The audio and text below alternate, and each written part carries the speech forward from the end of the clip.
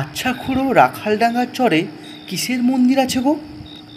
যাকেই শুধুই সে কেমন জানি গুম মেরে যায়। লোকে কয় অভিশপ্ত চর। কথা না শুনে একদল ইংরেজ নাকি বেঘরে মারা গেছিল ও চরে। তা একদিন সে চর আর মন্দিরখানা দেখে আসি, চলো দুজনে। আহ, ও চড়ে দেখার মতন আছেটা কি শুনি? কয়েকখানা বাবলার খেজুর গাছের ঝোপ, বাকি অংশটা ধুধু করে। এদিকে ওদিকে পচা শামুকের খোলস ছড়িয়ে ছিটিয়ে রয়েছে, সাবধানে না হাঁটলে পা কাটতে বাধ্য। আর রয়েছে যুগের পর যুগ ধরে না খোলা একটা পোড়ো মন্দির। চুন সুলকির দেওয়ালখানা খসে খসে পড়ছে, আর আনাচে কানাচে গজিয়ে উঠেছে আগাছা। আর আছে বিস্তর কাকের বাস। তাদের চোখ যেন সর্বদা ক্রোধে জ্বলছে। দূরের গাগুলোর দিকে ঘাড় উঁচিয়ে ওরা যেন কিসের প্রতীক্ষা করছে। তবে সেসব দিনের আলোয়, বুঝলে বাবু। সন্ধ্যা নামলেই ও চর হয়ে ওঠে আরো ভয়ানক। মাঝে মাঝে চর জুড়ে ঘূর্ণিঝড় ওঠে। কান পাতলে শোনা যায় বাতাসে ফিসফিস করতে থাকে কারা। কখনো কখনো খিলখিলে হাসিও ভেসে আসে ও চর থেকে। সে হাসি শুনলে বুকে রক্ত জল হয়ে আসে বাবু।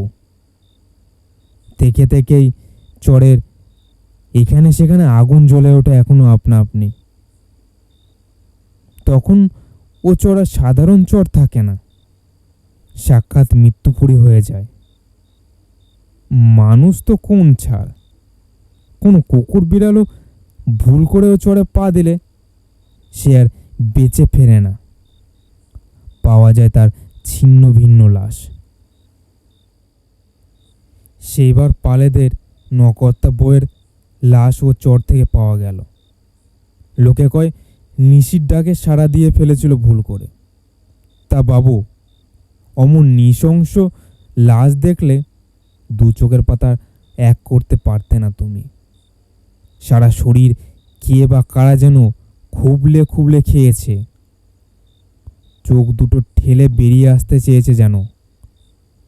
রক্ত আর ধুলো একসাথে মাখামাখি হয়ে আরো বিভৎস দেখতে লাগছিল। ও চোরের পাশ ঘেঁষেই কুনুই নদী বয়ে গেছে।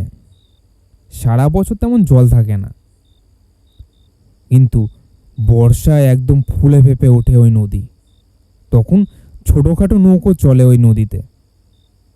কত মাঝি রাত বিরেতে এসব ঘটনা নিজের চোখে দেখেছে, নিজের কানে শুনেছে ওই মৃত্যুপুরী থেকে ভেসে আসা মরণ ডাক।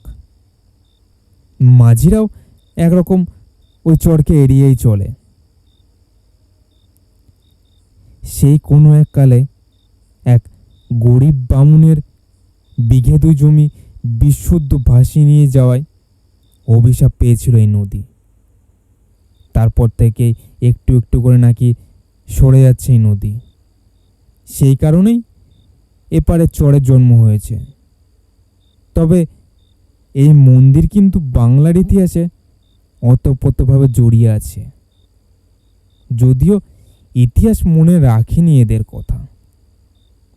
ঠাকুরদার মুখেই শুনেছিলাম আগে নাকি এ চরে শ্মশান ছিল। আশপাশের 3 গায়ের লোকের দাহ করত এখানে। যাদের ক্ষমতা ছিল তারা কাঠ কিনে পুড়িয়ে দিত মৃতদেহ, আর যাদের কাঠ কেনার সামর্থ্য ছিল না তারা খড়ের নুড়ো জেলের মুখে আগুন দিয়ে পুড়িয়ে দিত দেহ। নিয়ম মতো সৎকারের অভাবে সেসব ব্যক্তির আত্মাই আজ বিদ্রোহ পেত হয়ে ঘুরে বেড়ায় ওই চর জুড়ে। লোকে কয় চরে থাকা কাকগুলো এক একটা সেই বিদ্রোহী আত্মা, অমঙ্গলের প্রতীক। ঘাড় উঁচিয়ে ওরা আমাদের গায়ের দিকে প্রবল আক্রোশে তাকিয়ে থাকে। কাকের ভাষা বুঝতে পারে এমন একটা পণ্ডিত কাশি থেকে এসেছিল এই গায়ে। উনি বললেন এ কাকের দল সারাক্ষণ এই গায়ের আশেপাশে গায়ের মানুষদের সাপান্তর করে চলেছে। মনে প্রাণে মৃত্যু চাইছে মানুষগুলোর।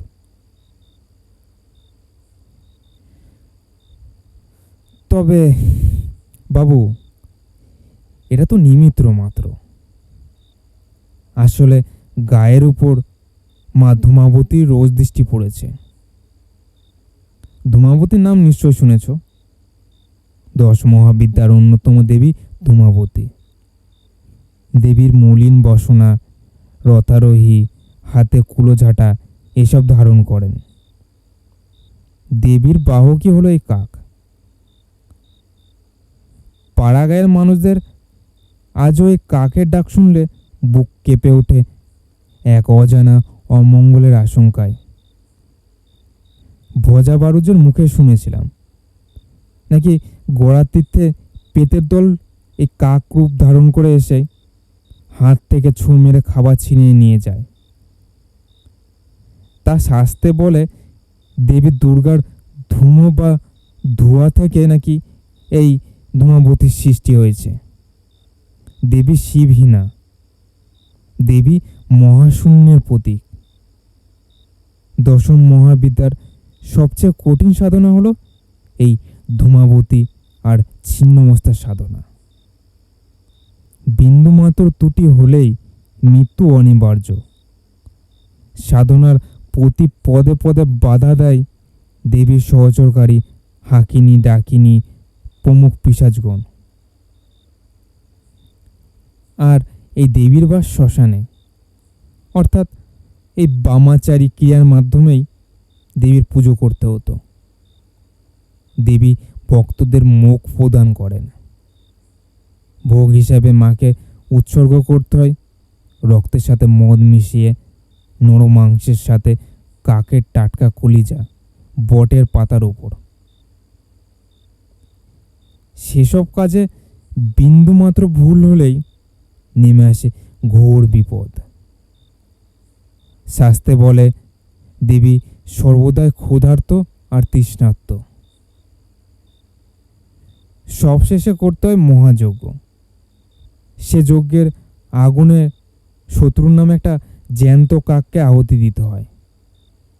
তারপর সেই ছাই শত্রুর বাড়িতে ছড়িয়ে দিতে হয়।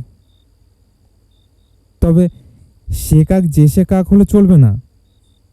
কৃষ্ণপক্ষের চতুর্থ তিথিতে বারবেলায় সে কাক নামিয়ে আনতে হবে এই বটগাছ থেকে। তা বাবু, ও চরে যে মন্দিরখানা আজ দেখছো, সেখানে প্রতিষ্ঠা করেন চাঁদ রায়। তখন তল্লাটের আশপাশে 5 গায়ের জমিদার উনি। ওনার কথাতে নাকি বাঘে গরুতে এক ঘাটে জল খেত। মানুষ ততষ্ট হয়ে থাকতো ওনার ভয়ে। কিন্তু সেবার কি যেন একটা নিয়ে নবাব সিরাজের সাথে বিরোধ বাঁধল চাঁদ রায়ের। ঝামেলাটা এত দূর গড়ালো যে নবাব ওনার সেনাবাহিনীদের মধ্যে ঘোষণা করেছিলেন যে চাঁদ রায়ের মাথা কেটে আনতে পারবে তাকে উপযুক্ত পুরস্কার দেওয়া হবে। চাঁদ রায়কে শায়েস্তা করতেই নবাব ওনার বিশাল সেনাকে পাঠালেন। চাঁদ রায়ের পরাজয় এখন সময়ের অপেক্ষা মাত্র। এত বড় বাহিনীর সামনে কয়েকশো লাঠেল ধোপেও টিকবে না। তখন উত্তরের দেশ কাশী থেকে নাকি একটা বুড়ো সাধু এসেছিল এই গায়ে। ওনার অনেক ক্ষমতা, শুধু মুখ দেখে উনি মানুষের জীবনের ভবিষ্যৎ বলে দিতে পারেন। গঙ্গাসাগর যাত্রার উদ্দেশ্যে সে সাধু বেরিয়েছিলেন। মাঝে মাঝে দিন কতক এখানে ওখানে বিশ্রাম নিতেন। এ খুব বড় কোনো বিদ্যে নয় বাবু। কর্ণপিশাচিনী সাধনা করলেই এইসব বিদ্যে অনায়াসে আয়ত্ত করতে পারবে। নিম্নমার্গে সাধনাগুলোর মধ্যেই পড়ে এইখানা। তখন লোকের মুখে সে সাধুর কথা শুনেই আশীর্বাদ পাওয়ার লোভেই সাধুর কাছে গিয়েছিল চাঁদ রায়। অনেক সাধুই নবাবের উপর তখন যথেষ্টভাবে রুষ্ট ছিল বিভিন্ন কারণে। চাঁদ রায়ের মুখে বিপদের কথা শুনে সাধু নাকি উদ্যোগী হয়ে মহাশক্তি ধূমাবতীর পুজোর উপাচার জোগাড় করতে বললেন। আবার অনেকে বলে সাধুকে দিয়ে নাকি জোর করেই এ কাজ করিয়ে নিয়েছিল চাঁদ রায়। শত্রু নাশের জন্য মূলত দেবী ধূমাবতীর আরাধনা করা হয়। দেবী মহা শ্মশানবাসী, তাই আমাবস্যার আগের দিন অর্থাৎ চতুর্থ তিথিতে মায়ের প্রতিষ্ঠা করে বামাচারী ক্রিয়ার মাধ্যমেই পুজো করতে হয়। সন্ধ্যা নামতেই সে চরে উপস্থিত হলো সাধু আর চাঁদ রায়। শ্মশানের কাঠ কয়লা, কালো বিড়ালের লোমের ছাই, সদ্য বিবাহ হয়ে আসা এও স্ত্রী ফেলে দেওয়া সিঁদুর, রক্তচন্দন দিয়ে আঁকা একটা ধূমাবতীর চক্র, কয়েকটা মণ্ডলকে পরপর সাজিয়ে তৈরি হয় এই চক্র। মণ্ডলগুলো দেখতে পদ্ম ফুলের পাপড়ির মতন হয়। এক একটা মণ্ডলে এক একটা অপদেবীর বাস। মধ্যেখানেই থাকে দেবীর বীজ মন্ত্র। এই সকল অপদেবী আর তার অধীনে থাকা সব হাকিনী, ডাকিনী, জাকিনী সাধককে সাধনার কাজে বিভ্রান্ত করতে থাকে।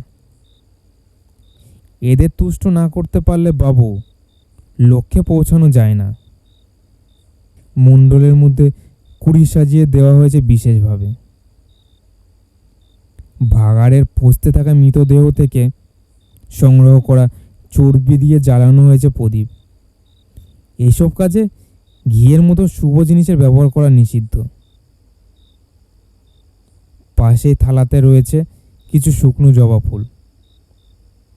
সামনেই নারকেলের মালাইতে রক্ত আর মদ।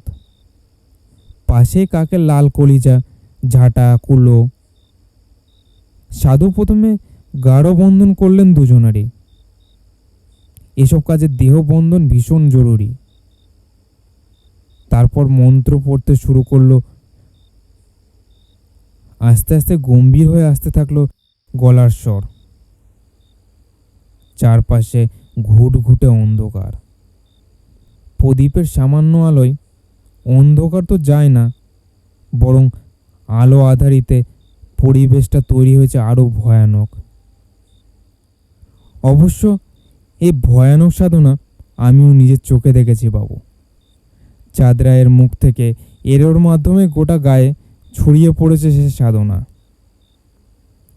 সত্যি বলতে সেসব মনে পড়লে এখনো গায়ে কাটা দেয়। কেটে গেছে বেশ কিছু সময়। মাঝে মধ্যে অধৈর্য হয়ে পড়েছেন চাঁদ রায়। নদীর কুলকুল শব্দ কানে আসছে। একদল শেয়াল রাত্রের নিস্তব্ধতা ভেঙে খান খান করে দিচ্ছে।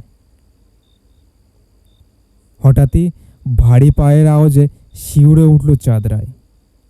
কারা যেন দাপিয়ে বেড়াচ্ছে সাধনার ক্ষেত্রের চারপাশে। খিলখিলে হাসি শব্দ আসছে কানে।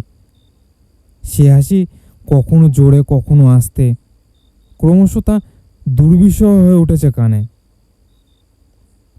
একটা অজানা ভয় গ্রাস করছে ক্রমশ। পঞ্চ ইন্দ্রিয় ছাড়িয়ে ষষ্ঠ ইন্দ্রিয় জানান দিচ্ছে আশেপাশে অশরীরীর উপস্থিতি। কখনো অট্টহাসি, কখনো কান্না, কখনো হুমকি। এ যেন সাধককে বিভ্রান্ত করার মরিয়া চেষ্টা। সাধু ইতিপূর্বে এমন কঠিন সাধনা বহু করেছেন, ওনাকে বিন্দু মাত্র বিচলিত লাগলো না। আশেপাশে ঝড় উঠছে প্রবল। এদিকে ওদিকে ছিটকে পড়ছে হাড়গোড়ের টুকরো, সাথে প্রবল অট্টহাসি। চাঁদ রায় খেয়াল করলো তাদের শরীরকে বিন্দু মাত্র স্পর্শ করতে পারছে না সেসব। একটা অদৃশ্য প্রাচীরকে ধাক্কা খেয়ে যেন ছিটকে পড়ছে কাছে দূরে। হঠাৎই ভারী পায়ের আওয়াজে শিউরে উঠল চাঁদ রায়। কারা যেন দাপিয়ে বেড়াচ্ছে সাধনার আশেপাশে। খিলখিলে হাসির শব্দ কানে আসছে। সে হাসি কখনো জোরে, কখনো আস্তে, ক্রমশ তার দুর্বিষহ হয়ে উঠেছে কানে। সাধুর কপালের চামড়া ভাঁজ হয়ে একরকম তৃতীয় বন্ধনের আকার নিচ্ছে। পাশে থাকা শুকনো জবা ফুলগুলো নিয়ে সাধু এক এক রকম মন্ত্র সহকারে মণ্ডলীর মধ্যে অঞ্জলি দিতে লাগলো। ডাকিনী যোগিনীর পুজো আর অষ্টশক্তির পুজো শেষ হতেই সাধু হোমের তন্ডিলি সাজাতে বসলেন।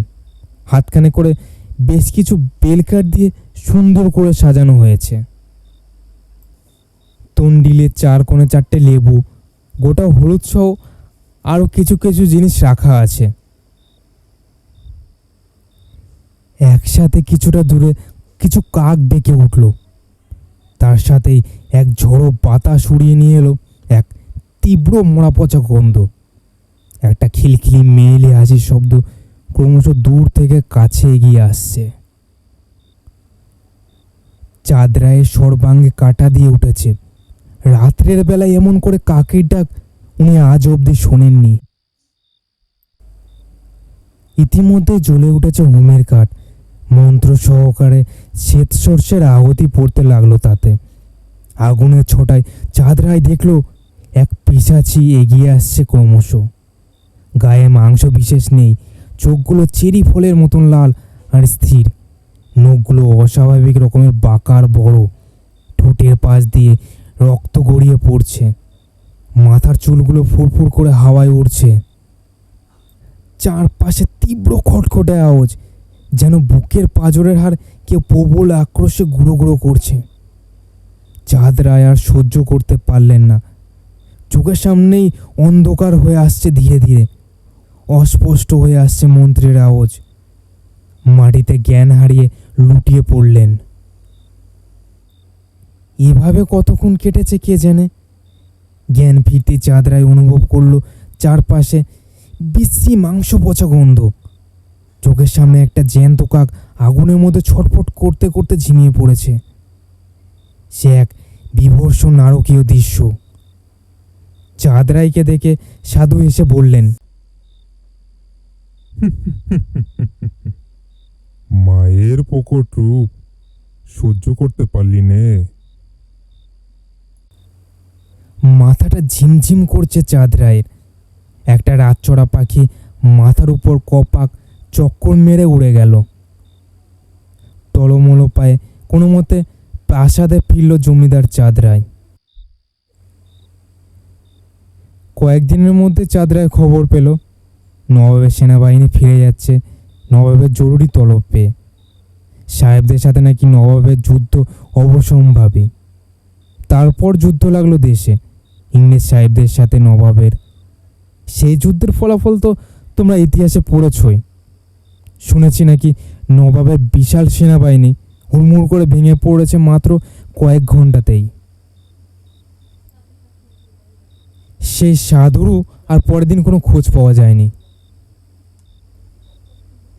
সেই নবাবের মৃত্যুতে নাকি খুশি হয়ে জমিদারবাবু ওচরে মায়ের মন্দিরের প্রতিষ্ঠা করেন, বন্ধ করে দেন ওচরে মৃতদেহের সৎকার ব্যবস্থা। শ্মশান সরিয়ে উন্নত স্নানান্তর করা হয়। শুনেছি অনেকেই নাকি এ মন্দির প্রতিষ্ঠা করতে বারণ করেছিলেন জমিদার মশাইকে। কারোর কথায় গুরুত্ব পায়নি তেমন জমিদারের সিদ্ধান্তের কাছে। মন্দির প্রতিষ্ঠা করে দেবীর পুজোর দায়িত্ব দিলেন এক ব্রাহ্মণ পরিবারকে। এটাই মস্ত বড় ভুল হয়েছিল তার। পুজো তো হলো, কিন্তু দেবী অভুক্তই থেকে গেল। সবাই তো এসব গ্রহ সাধনার ব্যাপারে জানে না বাবু। দেবীর ভোগে রক্ত লাগে, নরমাংস, মাংস ভক্ষণ করেন তিনি। মৃতদেহ চিতায় না পড়লে দেবীর ভোগ দেওয়া নিষিদ্ধ, তাও সে ভোগ হতে হবে উচ্ছিষ্ট। এসব জিনিস সাধারণ এক পুরোহিতের জানার কথাও নয়। দেবীর রোজ দৃষ্টি পড়ল সে গায়ের উপর। কোত্থেকে শয়ে শয়ে হাজারে হাজার কাক এসে ভিড় করতে লাগলো ও চড়ে। একসাথে দল বেঁধে চক্কর কাটতে লাগলো গায়ের আকাশে। সে যেন শোষ শব্দের ঝড় বইছে আকাশ জুড়ে। হিন্দু শাস্ত্র মতে একটা নির্দিষ্ট সময় পর প্রেতাত্মা কাকে রূপান্তরিত হয়। সুতরাং ও চর পরিণত হলো পিশাচ ক্ষেত্রে, পিশাচদের বক্ষভূমিতে। দেবীর অনুচররা দাপিয়ে বেড়াতে লাগলো ও চরে। গভীর রাতে ও চর থেকে ভেসে আসতে লাগলো নানান পৈশাচিক আওয়াজ। রাত্রের অন্ধকারে হারিয়ে যেতে লাগলো একের পর এক মানুষ। ছিন্ন ভিন্ন লাশগুলো চরের আনাচে কানাচে খুঁজে পাওয়া যেতে লাগলো। কে বা কারা যেন খুবলে খুবলে খেয়েছে সেসব মৃতদেহ। বালির উপর ভারী বস্তু টেনে নিয়ে যাওয়ার একটা দাগ ছিল, আর ছিল ছিন্ন ভিন্ন সব কাপড়ের টুকরো। পুরোহিত দেবী মূর্তির মুখে লেগে থাকা টাটকা রক্তের দাগ দেখে পুজোই বন্ধ করে দিয়েছিল ওই মন্দিরের। সে হতে আজ অবধি কেউ ওই মন্দিরের পুজো করার সাহস দেখায়নি আর। সন্ধ্যা নামতেই গোটা গায়ে একটা অজানা ভয় আর নিস্তব্ধতা গ্রাস করে। শুধু দূর হতে ভেসে আসা কিছু ভয়ানক চিৎকার রাতের নিস্তব্ধতাকে ভেঙে খান খান করে দেয়। একের পর এক মৃত্যুর খবর আসতে লাগলো চাঁদ রায়ের কানে। জমিদার মশাই অনেক চেষ্টা চরিত্রিক হোমযজ্ঞ করেও কোনো সুরাহা করতে পারলেন না।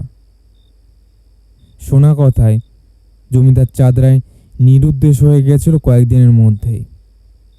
অনেক চেষ্টা করেও আর তার খোঁজ পায়নি কেউ।